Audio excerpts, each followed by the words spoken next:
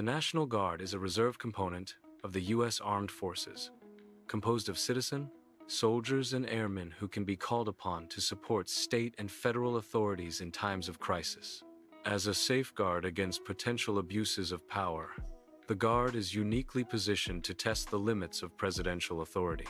When deployed, the Guard operates under a dual enlistment model. They can be activated by state governors or by the president himself.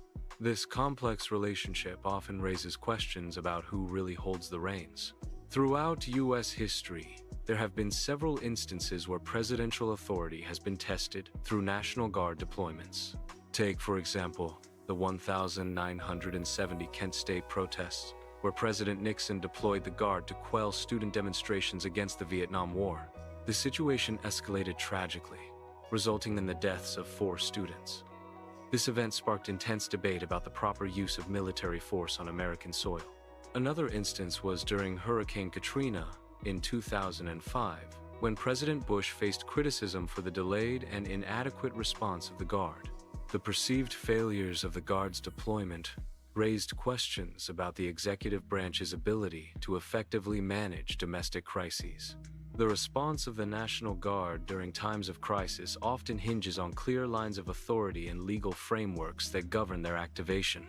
The President can activate the Guard under the Insurrection Act or the Posse Comitatus Act, but these actions are subject to congressional oversight and public scrutiny. In 2020, during the height of the COVID-19 pandemic, President Trump considered deploying the Guard to enforce lockdowns, sparking fears of militarized policing. However, such actions were ultimately deemed unnecessary.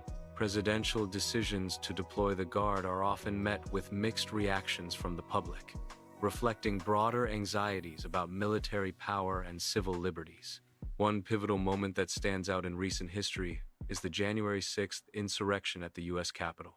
In the aftermath of the event, President Biden faced pressure to deploy the National Guard to quell the violence. Critics argued that the delayed response reflected inadequacies in preparedness and coordination between federal and local authorities. The National Guard Bureau's eventual deployment of troops raised questions about whether the executive branch had mishandled the situation. Moreover, this event exposed vulnerabilities in the Guard's rapid response capabilities and stirred further debate about the proper balance of power during crises. In conclusion, the dynamic between presidential power and National Guard deployments reveals a complex interplay of authority and accountability. Understanding these interactions is crucial, especially during times of national crisis.